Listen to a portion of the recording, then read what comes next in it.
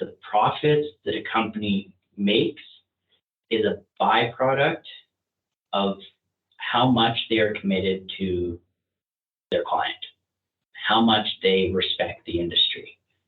One of the biggest things that clients have worry is my contractor going to run away with my money as soon as I pay them? Hello, and thank you for joining us on Constructive Conversations, the podcast that dives deep into the chasm that exists between contractors and their customers. Our goal is to improve communication between contractors and their customers by interviewing people on both sides and gleaning the keys of how to have your construction project go right. Joining us today is Austin Keddie, owner of Lionheart Custom Homes. Thanks for joining us today, Austin. Do you want to tell our listeners about your company, who you are, what you do? Yeah, so my name is Austin, and I own Lionheart Custom Homes. We're a custom renovation contractor with a growth plan to move into custom homes eventually in the future. How long have you been in the industry and running your company? Yeah, so I've been in the industry since I was about 16 years old. So that's 11 years and going on 12 here. So, I've been learning my craft since I was 4 years old through my grandfather's garage, and eventually went to school, started learning craft further. Nice. Awesome. What's your typical projects that your company works on? Yeah, so my company typically works on medium to large scale renovations currently in the custom field. And custom can be defined as a multitude of things. It can be from multiple selections and then finding the right selection for you, or it could be creating a new vision for a one-of-one design. All depends on what the client wants. We do mostly residential, but we also do boutique commercial as well. Nice. So you're very customer focused and you're serving specialized needs of a customer. Instead of just having one offering, we do this for you, you're very customer centric. Absolutely. Customer comes first. Our main focus is we want to provide an experience that's enjoyable for the client. That's first and foremost. The results of the project, it ultimately comes from the communication that we have with our clients, as well as the communication that we have with our subcontractor team that we build to bring in and build these projects for the clients. Yeah, we talked off air about your team. You're focused on having the specialized team of the right subcontractors, not just whoever you can get to show up. So can you talk more about the importance of that network and how that enables you to provide the service you do? Yeah, we spend a lot of time vetting our subcontractors. Our main focus with the subcontractors that we bring on is we want leaders in the industry. We want team players. We want contracting companies that specialize in their trades, been learning it for a long time, and have a commitment to the industry as a whole, and not just for contractors' sake, but for our clients' sake as well. We want to make this industry something that clients can trust when they're hiring people again. And on that note, do you have experience, or have you heard from customers who have experiences with the non-professional contractors, and you hear those headline stories or the nightmare renovation stories? Do your customers typically have some experience in that, and then from their preconceived notions about the industry?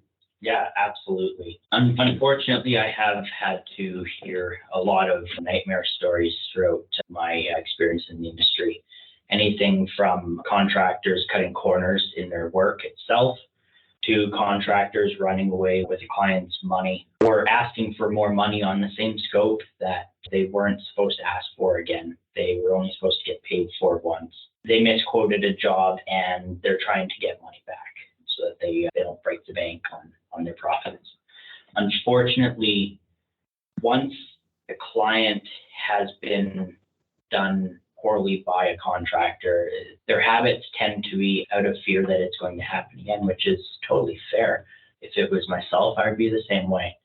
The biggest thing when we come into contact with our clients is to build trust with them first, before they even sign a contract. It's finding out what they require from us, whether it be communication every day on progress of a project, every step of the way, or whether it be they just want to know the big things and be given a heads up if there's problems and communicate how we navigate through those problems.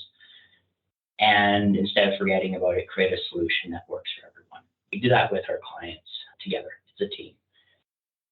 So you adapt to whatever communication style that they need so they can be comfortable. And what does that conversation look like if you have someone who said, oh yeah, I was ripped off by a contractor in the past and these are my concerns. So like, what are some of the points that you need to address? One of the first questions I ask is obviously what happened. I want them to walk me through the story of their project from the start to finish, find what pain points hit. That the contractor wasn't communicating, or was it that the contractor was communicating with information that was false? What did that look like for them? Once I find that out, then it's kind of educating them on how we like to avoid those problems and what we provide to them to avoid those problems. So reputation is a big thing in the industry. One of the biggest tips that I can give to anybody searching for a contractor is don't just go off of Google reviews based off of a star rating. Read into the reviews, look for a pattern in those reviews, and ask around. See if people have had work done by that company before and see what they recommend, because you never know what's out there. As well, use social media to ask around for reputable contractors that have done good projects on time, on budget, communicated, those things.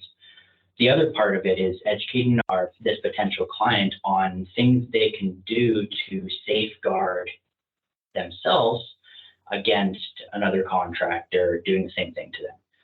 There's a few ways they can do that. Asking for licensing is number one.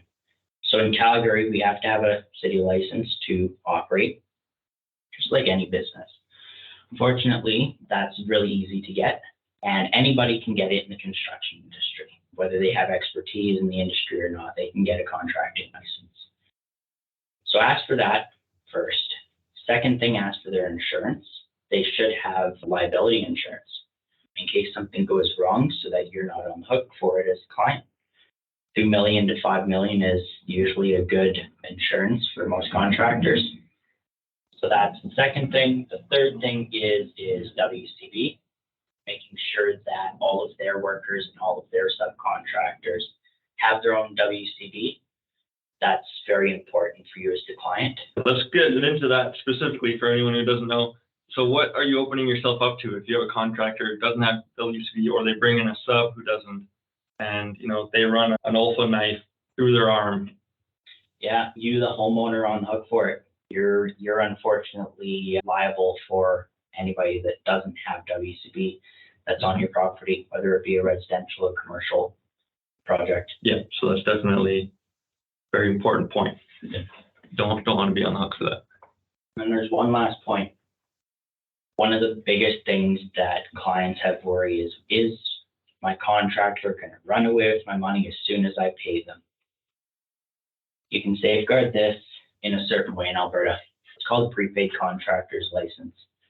Essentially, it's a license to where the Alberta government checks criminal record of the owner that is applying for it.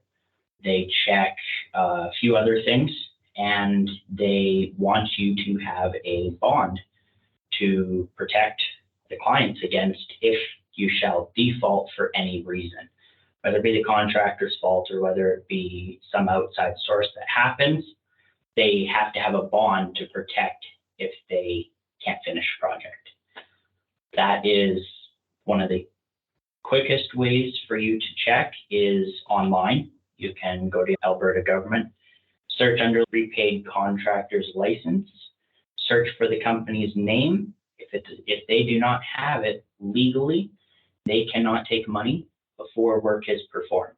That means no deposits and no payments for work that hasn't been completed.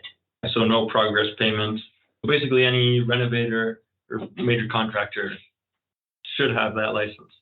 Yeah. And then that's the protection because they've paid the bond to the government of Alberta who's holding that money or something in of that cash value. So then you also have to have the contract signed, which those contractors have to have if they've been approved for a provincial license. Yeah. They have to have the standard template contract. And if they don't do the work that you've agreed to, then you're covered, because you can go to the government of Alberta and say, hey, this contractor didn't fulfill their contract. Then the government will pay you out of their bond. And then it's between them and the Alberta government, not you and the contractor trying to go to small claims. That's correct. Small claims is not going to work out in your favor 9 times out of 10. It's not worth it. It is Lionheart Custom Homes' belief that this should be a regulation inside Alberta, that all contractors doing work direct to customer should have this license. I think it is one of the easiest ways for us to build initial trust. It is the easiest way to ensure that a contractor that's getting money from you, they don't have a criminal background or a past history of doing things like taking money from clients, fraud, and that sorts. And as well, like you said, it's insurance that at least there's a system that goes above court, where there's investigation that happens to protect the clients. That's our first step to gaining trust with clients, is showing them that we can ensure that we're there to work for them, work with them, work for them, and do their amazing projects, right? Yeah, awesome. Nice. So then tell us about a recent project, or maybe your favorite project that you worked on. Yeah, we don't have a favorite project. It's gonna sound silly. Every project's our favorite. We build story projects. We work with our clients. We find out a lot about our clients. We're building their dreams. So we don't have a favorite. However, I can tell you about a project that really flipped a little switch on how contractors can collaborate together on a project in a setting where it makes clients feel comfortable and confident of the work that's being performed. So the project was a commercial renovation. It's a company that's moving from one floor to another. They're going through some brand progression stages. They're looking to, bring on investors and create a space that was comfortable for their employees, create a space that represented their brand and the values of their company. It was a helium mining company. And if people don't know much about helium, it's more than balloons and blimps. They actually have a lot to do with the technology that we're transitioning in the world to, building chips and microphones and microscopes. And it's quite amazing. It's used to cool off rocket ships too. So there's a lot of properties to helium that most people don't know about, and it's a natural gas, right? Yeah. So the goal of the project was they wanted to develop their brand to showcase that they're a natural product that isn't like oil, for example. So the goal was to bring in executive level finishes that were comfortable, but also mixing in a lot of natural elements and designing spaces with a couple one-of-one pieces. That sounds like a fun project, in that it's not, putting in some cubicles in a typical office. So let's hear about that process. What's that process like for you, the company, and who you work with to make it happen? Yeah, so one of the challenges with the project was going to be the office itself wasn't going to be shut down during the work. So one of the challenges was we needed a team that was respectful of the space that they were in. We needed a team that was flexible with the employees when they were moving throughout the hallways, and when work couldn't be performed, they could be flexible around those dates and times as well. So essentially the start comes the initial consultation, where we met with the clients, found out this image that they wanted for their project, and together with one of our close interior designer partners, we created a plan moving forward of what that renovation was going to look like, what pieces were going to be important to developing this space the way they wanted. And then the interior designer and I worked together to find the team of professionals that were going to get this job done. The designer kind of breaks away at that point, starts working on the creative pieces, and I break apart, contact all the sub-trades and tell them about the project, about the values that we want to bring into the project and the things that were important to the client, see if they were up to the task. And as usual, our A team they were ready. So we got the scope ready, we gave the client a price, they're ready to move forward, and we got to work.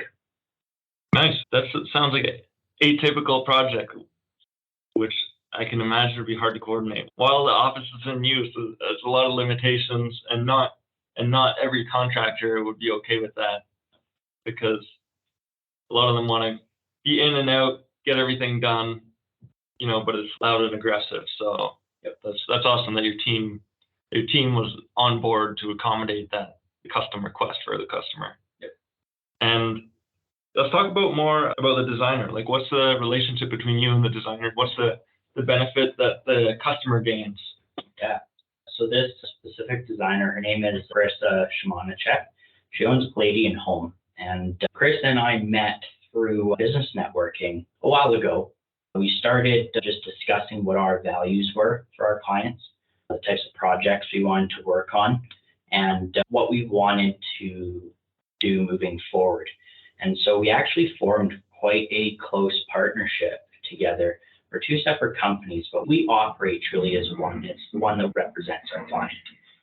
So, through multiple hours of meetings, working on how we can represent our clients the best, our relationship is built business to business on the back that we have the same value. It's build beautiful things for amazing clients, communicate well, and accomplish these dreams of these clients. That was the goal. I like that.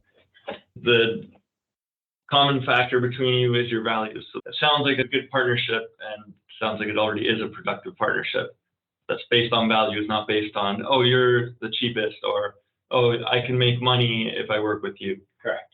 So that sounds like a solid long-term business relationship, and it's customer focused. So yep, that's a win for the customer as well. That's awesome.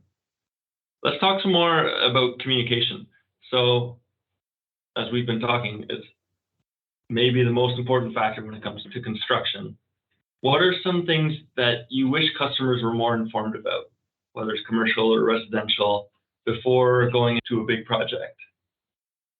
Yeah, it's our job as contractors to educate our clients on the nuances of the construction industry, whether it be process of project, scope of work, or one of the number one questions we always get is price. So it's our job as contractors to really educate our clients, and we as contractors get so sometimes into with doing the work, less into the education portion. So things that we wish that clients kind of were more informed about, obviously, would be price of things, the process of a construction project, and how scope affects a project. Let's take a look at a kitchen renovation, and let's take a look at a simple renovation from a bird's eye view. So from a bird's eye view, we'll use a client as they want to get a new island in their kitchen. Seems pretty simple. Take the island out, bring in some cabinets, put the island in, put the countertops down, hook up the plumbing, and off we go. Clients don't understand this because they don't necessarily know all the things that goes on underneath their island, or it could be as simple as we take the island off and they just ran the flooring up to the cabinets, and the client wants a smaller island maybe, or a different format, and now they have to try and find flooring. And in a lot of cases, because the industry is always evolving with colors and shades, they may not be able to find the same flooring. So now, instead of just replacing the island, now we're taking a look into replacing the flooring. And when we take the flooring off, we're taking all the baseboards off. Then maybe the baseboards are old and we have to replace the baseboards. So what can go from, a $25,000 island, for example, not that that's an accurate number, but a $25,000 island. Now we have 1,000 square feet of flooring at $10 a square foot plus baseboards. Now, maybe we're looking at 45,000 or 50,000 just to replace our island, right? So the process is one thing. The price, like I just kind of brushed over, the price is representative of a few things. One of them being, how long do you want this material to last? What type of material do you want? And how custom you want this material to be. You can get common materials used by everyone, and the price is going to be smaller because it's manufactured. Or you can go with more of a custom handmade tile, for example, that is only made in certain quantities, and it's going to be more expensive. That's just how it goes. So pricing is really, what are you willing to spend on your project, and then creating a project that represents what you're willing to spend. It's more about finding a budget and reverse engineering the scope to fit into your budget. Or if you want, the entire thing, it's get a budget for your higher end custom and then see where you're willing to make some changes to bring it down closer to where your budget number is. There is no one size fits all when it comes to price for any project of any size, because they're all different. We have too many options for us to give you a price. Yeah, so you're saying the customer needs to have a good idea of what they want, and otherwise if they don't, you're almost better off to start with the budget and say, look, this is what we can do for the budget. You're going to need new floors and new base. So if we accommodate all of that within your budget, then maybe you're not getting the marble countertops. We're going to downgrade your countertops to fit everything else in. Otherwise, if they say, this is what we want exactly as we originally planned it, then they have to be prepared that your scope is going to creep and your prices are going to creep along with the scope. So they should be prepared for that. Yeah, absolutely. And what's the best way you find to communicate that with the customer, like to have those conversations? Do you have a session where you sit down and go through stuff like that, or do you have materials that they can look at? Yeah, so when it comes to custom renovations, the first step is going to be likely a phone conversation. We're going to talk about what your project is and what the general scope is going to be. Anybody that's experienced in the industry should be able to give you a rough bracket of where your pricing may hit. Now, they may give you a high number and a mid number, and then your scope of your project will fit somewhere in between there. We as contractors, generally, I've found, want to be within about 20% of the numbers that we give you, which is usually pretty accurate. And then after that, once you said, yeah, it sounds like our values align, we talk a lot about values of each other, then it's setting up an on-site consultation. When it comes to custom, we suggest that an interior designer always be included on the project in some way, whether it be on the smaller scope with helping with selections, or whether it be you need full design and decor work. Will depend on how much they come into the project, but we strongly suggest we bring an interior designer in with us. And that's why it's important for contractors to build those relationships with those interior designers, because we're going to be your two main points of contact throughout the entirety of your project.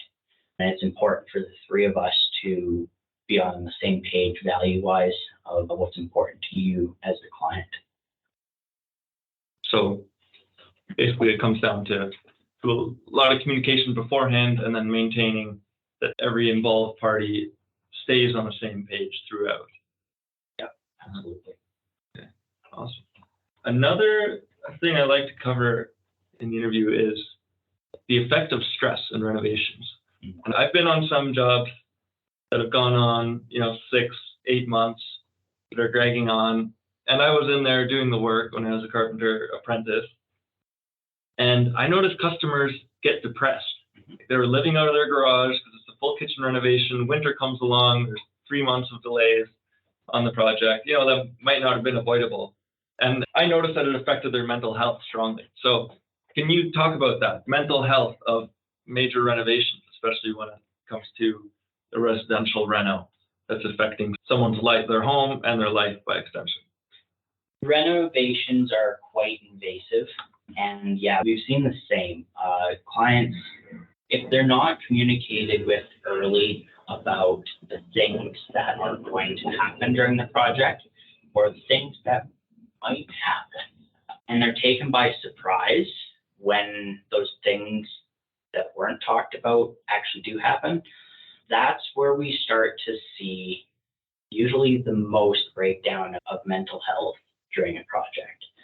What we found is the pre-project planning stage, where we're building communications with our client and talking about the tough things with them ahead of the start of their project, alleviates a lot of the pain that comes with renovating should something happen, such as a delay of a product or a subcontractor that can't make it due to unforeseen circumstances, weather, things of that sort. We found essentially if you communicate well from the beginning with the client about these things, it hurts less. Another thing is for us at Lionheart, we believe in working with contractors that bring a positive attitude to site when they're doing work. We've found that's important for the subcontractors themselves, the team as a whole, and by extension, the team being the family or the clients that we're working for. So we found that when everyone comes to the site and they're excited and empowered by the work that they're doing, it alleviates a lot of that stress that comes with the project. Because when the clients are being communicated well with, they come in and they see all the excitement that's happening on site, even when a delay happens, they understand a little bit better that at the end of this project, it was going to be worth it. Right. Awesome. So what I'm hearing is you communicate into advance what could go wrong to the customers, or what could change so that the expectation is there. So that way it's not a huge surprise out of the blue if there is a change, delay, whatever it might be. And then the other aspect is the contractors that you have coming in doing the work day to day have positive attitudes. They're not in there, swearing, bringing negative attitudes into the house, which reflects onto the family and whoever's in there. And I like what you said, that the customer becomes almost part of the company, because I've also noticed that you're on a 6-month job. You're friends with whoever's living in that house because you're in there every day, almost participating in their lives. So your subcontractors also sort of develop that positive relationship with your clients. Do you find that? Absolutely. That's one of the things that we look for in our subcontractors. We look for them to build relationships with all the other subcontractors, as well as the clients when they're coming in, whether it be the clients living there and they just need an hour of a little bit of quiet time while they're getting the kids up and ready for school. So we want subcontractors that are flexible and can communicate with the clients. And when they bring a positive attitude to site, I found that them communicating with the client and treating the client with respect, it just comes more natural than if they bring a poor attitude, which is why our team that we use on our project is so important. Instead of us searching for the lowest price, but having a poor attitude and then having a subcontractor that comes back with extra charges later, we bring a team that has reliability and stewardship and communication values and leadership from the front, because we know we can rely on them to take care of us as well, and most importantly, our clients, right? Yeah, I like that. So your A team of subcontractors, it's not just that they're good at installing doors and windows, it's that they're bringing the positive attitude, they're bringing the ability to communicate and to relate to the customers with the same values that your company holds. Yep. And that can bring us into the availability of trades today in this market, what's that like? Do you find it hard to find sub-trades? Do you find it's hard to find high-quality sub-trades? Finding sub-trades is easy. Finding high-quality sub-trades is where we've kind of hit a little bit of a snag in the industry. I mean, people have heard it. We have a labor shortage right now. I mean, it's 2023, and we have a labor shortage in the industry. And it's not because the work isn't there. It's that people get into the industry sometimes for the wrong reasons, and they leave the industry when things get tough. They're not there for the clients as much. They're there sometimes just to make money. And that's not why this industry was respected for the work that we do for our clients. It's that we're there to commit to them and to commit to their projects. So yeah, it's finding quality trades that have the same values as we have, ones that represent the clients first. And we get it. The point of being in business is you have to make a profit. But the profits that a company makes is a byproduct of how much they are committed to their client, how much they respect the industry. The reason why they got into the industry wasn't to make profits. It was the pursuit of building amazing things, bringing pride to the industry, bringing respect to our clients in their homes. So you're saying, especially in this frothy sort of housing market and shortage of trades, there's those who show up when the going's good because they think they can make a buck, and because it's a low bar to access the industry in a lot of cases. So then you look for the ones who have the stick-to-itness, who they're here in the industry because they want to be, and they're committed to it. So they're not only here when the going's good, they've been around for a long time, or they're committed that this is what they want to do. They're creating a name or reputation for their companies, and they're going to be around. So those are the companies that you look for and partner with. Yep. So would you say that there's not enough companies like that, or that they get lost in the noise of all these fly-by-nighters that tend to be out there? Or it could be that high-quality companies are booked years in advance. So yes, good trades are booked out quite a ways, and sometimes the access to the really good companies can be difficult.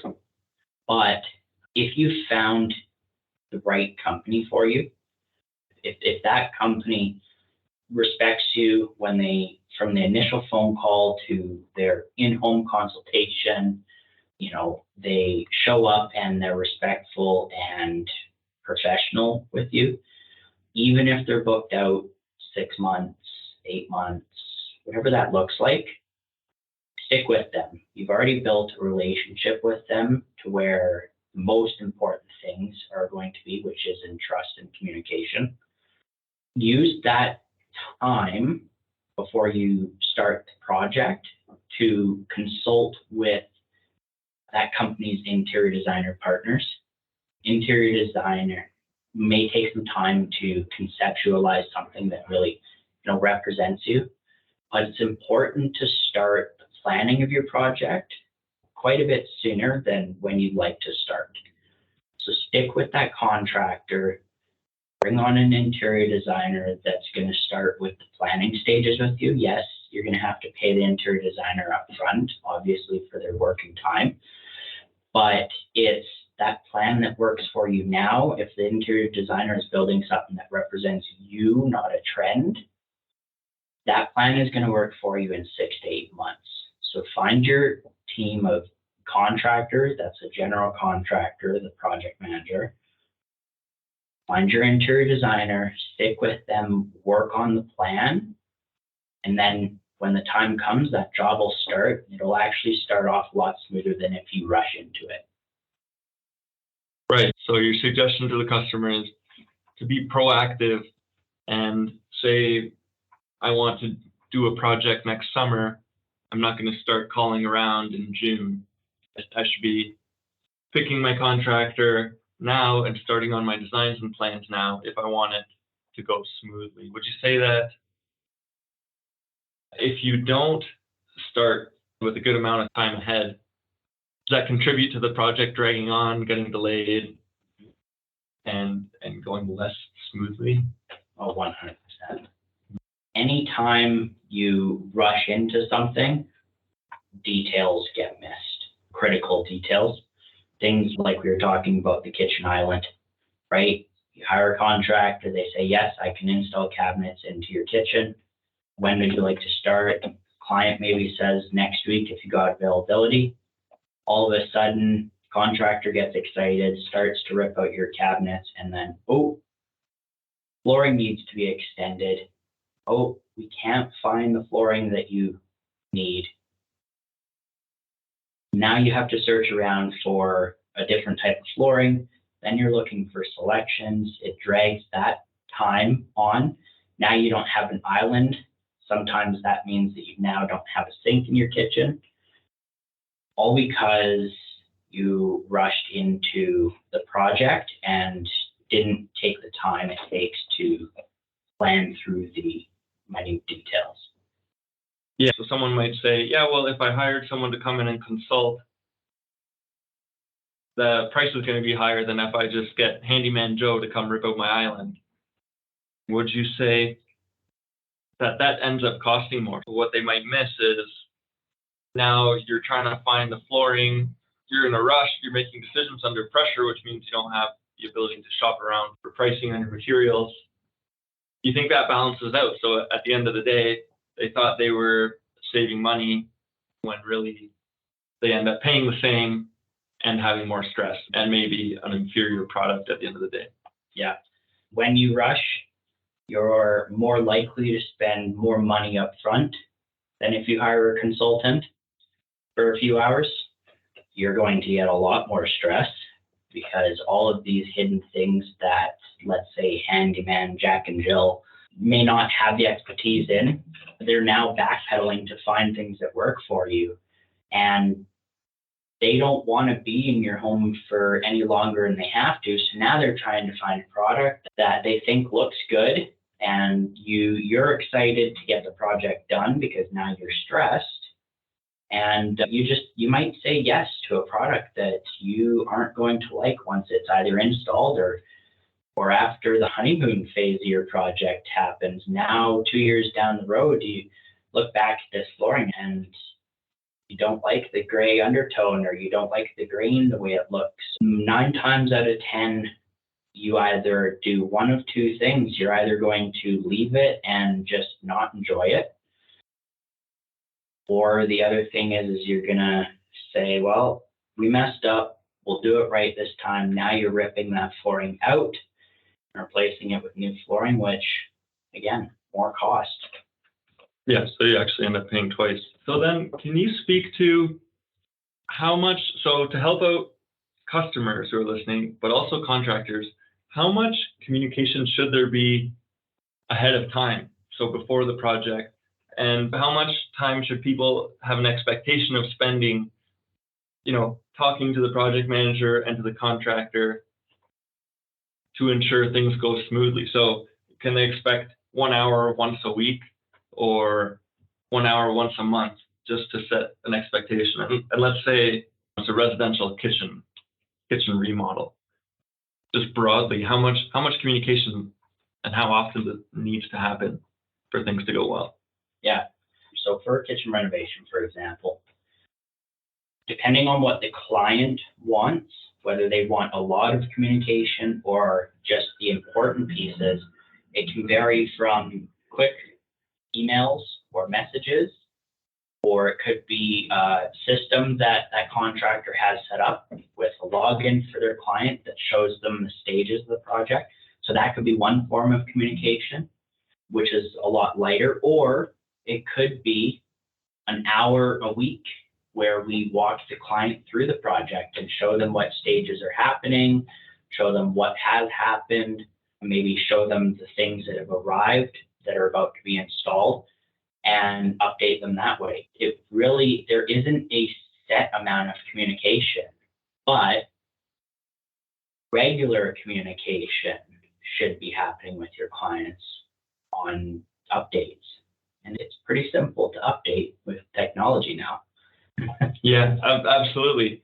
Yeah, so of course, it's going to depend on how much input the client wants to have throughout the stages. But you're right, it should be consistent, regular updates between them and the contractor. And this might be an obvious question, but say someone is walking through their kitchen on the weekend and they say, oh, you know what, I'm not sure about this flooring that I see piled in the corner that's about to go in. At what point should they let you know? At what point should they make the contractor aware, of their concerns? Yeah. As soon as you have that thought. As soon as you have that thought, communicate it with your contractor. And in the case of working with Lionheart, with the interior designer, it's better for us to discuss it before it's down. What happens if, let's take flooring, for example, if it's a stocked item, then yes, we can do a change order. That may delay the time that it gets installed, which may delay your project. But if it's not what you want, then we don't want to put it down, right? If you're okay with the delay of the project and the cost associated with that, we're happy to change it, and any contractor should be, but there's going to be extra costs. One of the costs might be a restocking fee for that flooring. Another cost might be admin fees in order for them to procure that new flooring. In the case of the designer, it may be another 2 hours of their time to work selections with you. So there's going to be extra fees associated with that, but the extra fees that are going to happen in this case, especially on a large scope item like flooring, are important for you to communicate and have fixed before things move and progress further. Otherwise, the last thing we want to do is to install it, you regretting not telling us. We're happy to communicate with you. Yeah, 100%. So the communication can and should be two ways, not just someone waiting around to get updates from their contractor, but they should keep the contractor, the designer in the loop and say, oh yeah, I'm happy with how things are going. I have such and such concern. Or maybe they just need something explained to them, like how is this countertop going to look once it's finished? Some kind of detail. So no one should be afraid to ask questions and make sure the communication goes both ways. Not at all. And I mean, if the contractor's done their job and built a relationship with you as the client, they should be more than happy to communicate those things with you once you have those discussions with them. If you haven't built a relationship, then they're likely to be more reluctant. And if they're not communicating with you regularly, then there was an issue from the start. Yeah, so that's establishing the relationship and the communication from the get-go. So that way they're not afraid to ask you a question. Even if they think it might be a dumb question, they're still going to ask you because you've got that rapport established. So that's another important aspect. There are no dumb questions, just questions unanswered. Exactly. I like that. Okay, one more different topic. I like to talk about the future. What do you see as, what direction is the industry moving in overall? So if we're talking custom homes, custom renovations, what do you look forward to in the next 10 years? And what do you see moving forward? First thing is this industry is going to be improved upon.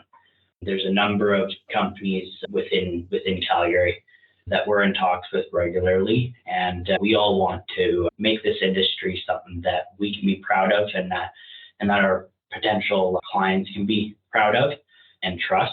So that's one thing. The industry is going to change in a positive way. Second thing would be innovation. No longer are people necessarily wanting to live in homes that they see everywhere. They're looking for homes that function the way they do, move the way they do, look the way they want it to look. They want unique one-of-one designs. I'm really looking forward to where design in the industry is going and how unique we can make these buildings. And then the last thing would be environmentally too. we're way more focused on using sustainable materials and recycled materials and materials that don't have off gases and VOCs. So environmentally, we're getting a lot more conscious in building and building green homes and things of that sort. So I'm excited where the innovation with technology, design, and the environment go. Yeah. That's all exciting stuff that I'm looking forward to too. So when you say there's customers who want one-of-one designs and the unique homes, what's that customer profile like? Who are the people asking for that? Is it the millennials who are entering the job market? Is it the boomers who are all retiring en masse? Where do you see demand coming from for the really cool types of projects? Yeah, I see it all over, really. I guess you called them the boomers, right? They lived in an era where production homes were so popular, and they were also from the era before, which was told just put a roof over your head, which obviously is important, and be comfortable in your home. You're there to sleep, eat, use the washroom. Now we're in an era that's gone through so much changes with innovation technology, where people from all walks of life, they want things that are unique to them. They want things that when they are in their home, they can enjoy, whether it be in Canada, having a golf simulator so that they can work on their game all year long, or whether it be a theater where they can spend quality family time together, developing bonds with their kids and their pets sometimes. And just people are a lot more in tune with how they want to feel in their homes. And I don't think that has a generation or an age range right now. It's quite unique. Obviously, the younger the generation, the more in tune they are with technology typically, but we're seeing it from all over. That's super interesting. So all walks of life, now they know what they want in their homes. And do you think that's a product of COVID to some extent, that now it's not just where you go to sleep and eat? A lot of people are working there, they're working out there, so that has taken on more roles than it used to have. Is that just technology as society moving forward, or is that COVID made people realize? Yeah, I mean,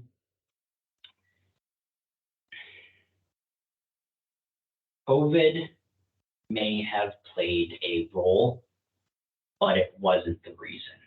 The reason was innovation and development, which has been going on since internet inception, right?